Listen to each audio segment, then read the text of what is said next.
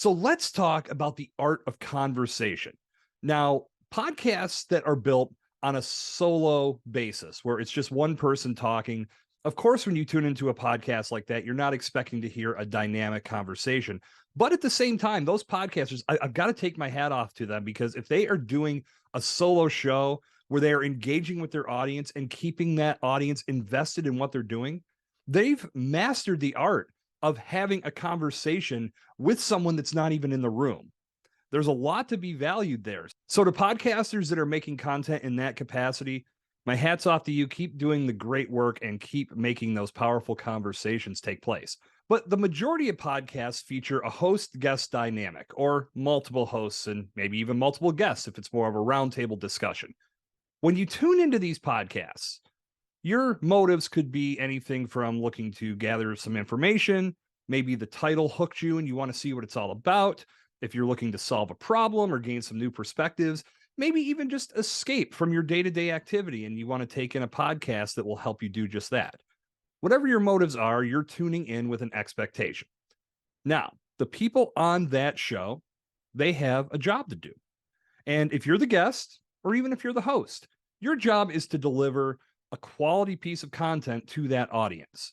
But in the moment, as you're recording, it's a conversation between two people, or a few people if there's more than one host or more than one guest. But for today's conversation, let's say that it's one host, one guest. And when those two parties come together, it's all about having a dynamic conversation. In the moment, that's all it is. When the podcast goes live, now it's content that the world can consume. But in that moment, it's all about rapping with somebody about something you're passionate about, connecting with a like-minded individual, and starting a new relationship that could lead to a number of different things. But too often, we forget about the art of conversation in that moment and sometimes come into these podcasts with our own agenda. If you're a host that has a list of questions in front of you and you feel that the only way your recording is going to be successful is if you get through all of those questions, it's a very short-sighted way of looking at things, because an organic conversation is going to be much more engaging and it's going to give that audience much more to sink their teeth into. Likewise, as a guest, if you're coming in strictly in sales mode, trying to make a transaction, you're missing out on having that quality conversation as well. Instead, you're just trying to serve your own agenda and ultimately not help that podcaster create something special that could grow into something massive. And when that happens, your message is heard. So you have to be thinking on that level. So when it comes to the art of conversation, this is something that we've all been doing for years, right? We meet with people, we converse, we talk, we get to know somebody, we share interests, we learn points of view. Maybe we agree, maybe we don't. But ultimately, we want to have a conversation that people can listen to and enjoy and get something from. So when they get done listening to that podcast, they can walk away feeling transformed, even if it's just been by a very, very small, minute amount. One of the big important factors of having that conversation, obviously, is to let things grow organically and unfold organically. Like I said, if you're too concerned with trying to get through every single question on a bullet point list, it can stifle some of that organic, natural conversation from unfolding. Likewise, if you're constantly shifting to something to where you're trying to sell, it can derail that conversation as well. So letting things flow organically, it's a very powerful way to create podcast content. And that's coming from both sides. So make sure that you're aware of that factor. Another big factor to keep in mind is not trying to dominate the conversation. Now, when you're talking to somebody in person, do you enjoy when they interrupt you when you're in the middle of making a point? No, of course not. And that bleeds over to the listener experience, because if you're constantly stepping on the other person's point and you're going back and forth and constantly interrupting one another, that can create a bad listener experience. But ultimately, it's not letting either side get their point across. So when you're having this conversation in a podcast setting, think about how you have a conversation with somebody in person. When you're with somebody, you want to give them the respect to say their piece, and then you can come back with a counterpoint or you can agree.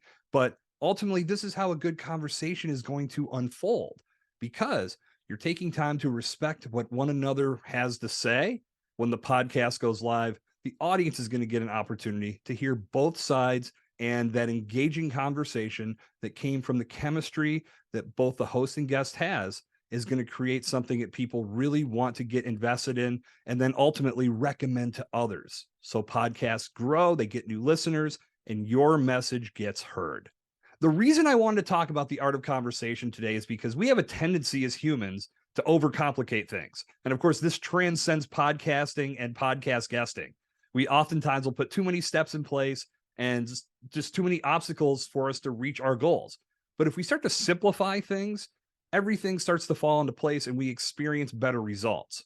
This could not be more true in the podcast space. When you start to simplify things down to having a simple conversation and respecting the person on the other side of the microphone, the content that comes from that is much more dynamic, it's much more engaging, and it's much more likely to captivate the audience and keep them invested from the start of the show to the very end, and then taking steps to share that content, either word of mouth, through social media, a combination of both. They're now your loyal advocate because you gave them what they showed up for, and they want others to feel that impact as well.